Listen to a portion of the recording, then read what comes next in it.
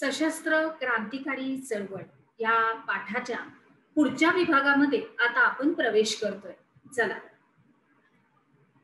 आता सरकारनं जे विधेयक काढलं होतं, हे ब्रिटिश सरकार जे जे काही करत होतं, तर त्याचा निषेध करण्यासाठी भगतसिंग आणि बटुकेश्वर दत्त यांनी काय केलं, तर मध्यवर्ती विधिमंडळात बॉम्बच फेकले. मग सरकारनं तत्काळ हिंदुस्थान सोशलिस्ट रिपब्लिकन आर्मीच्या केंद्रावर धाडी घातल्या आणि मग त्यातूनच सॉन्डर्सच्या हत्येचे धागेदोरे हे सुद्धा त्या पोलिसांच्या हाती लागले. मग सरकारनं त्या काय केलं की क्रांतिकारकांची धरपकड सुरू केली. परत तेच तेच त्याच्यावर राजद्रोहाच्या आरोपाखाली खटले भरले. मग भगतसिंग, राजगुरू, सुखदेव यांना 23 मार्च 1931 रोजी लाहोरच्या तुरुंगामध्ये फाशी देण्यात आली. चंद्रशेखर आझाद मात्र शेवटपर्यंत पोलिसांच्या हाती काही सापडले नाही. पुढे अलाहाबादच्या अल्फ्रेड पार्क मध्ये पोलिसांशी झालेल्या चकमकीत ते ठार झाले. कोण? चंद्रशेखर आझाद. पुढे जाऊया. चितगाव शस्त्रागारावरील हल्ला. सूर्यसेन हे बंगालमधील चितगाव येथील क्रांतिकारी गटाचे प्रमुख होते. त्यांनी आपल्या भोवती संपूर्णपणे अनंत सिंग, गणेश घोष, कल्पना दत्त, प्रीतिलता वड्डेदार अशा सारख्या निष्ठावान क्रांतिकारकांची जणू काही फौजच गोळा केली आणि त्यांच्या सहाय्यानं चितगाव येथल्या शस्त्रागारावरील हल्ल्याची योजना सूर्यसेन यांनी आखली. पुढे काय झालं? या योजनेप्रमाणे 18 एप्रिल 1930 रोजी क्रांतिकारकांनी चितगाव मधील 2 शस्त्रागारातील शस्त्रास्त्रे ताब्यात घेतली. टेलिफोन आणि टेलिग्राफ यंत्रणा त्यांनी तोडून टाकली आणि संदेशवहन यंत्रणा ठप्प करण्यात यश मिळवले. मग त्याच्यानंतर त्यांनी ब्रिटिश फौजांशी रोमहर्षक अशी लढत दिली. 16 फेब्रुवारी 1933 रोजी सूर्यसेन आणि त्यांचे काही सहकारी पोलिसांच्या हाती सापडले.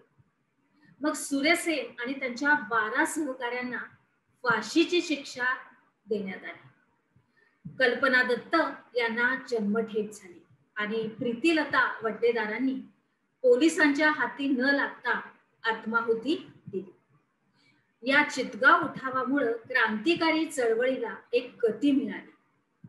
शांती घोष आणि सुनीती चौधरी या 2 शाळकरी मुलींनी जिल्हा न्यायाधीशाला ठार केलं. बघा, तर बीना दास या युवतीने कोलकाता विद्यापीठाच्या पदवीदान समारंभात गव्हर्नरवर गोळ्या झाडल्या. अशा अनेक क्रांतिकारी घटना या काळामध्ये घडल्या. आता आपण बघत आहोत आपले हुतात्मा झालेले संपूर्णपणे हे नेते, हे क्रांतिकारक आपले, आपण त्यांची विद्यार्थी मित्रांनो चित्र बघत आहोत. चंद्रशेखर आझाद, भगतसिंग, सुखदेव, राजगुरू, सूर्यसेन, कल्पना दत्त, प्रीतिलता वड्डेदार. आपण आपल्या मुद्द्यामध्ये परत वळूया. जालियनवाला बाग हत्याकांडाला जबाबदार असणारा ऑडवायर याचा वध सरदार उधम सिंग यांनी इंग्लंडमध्ये 1940 साली केला.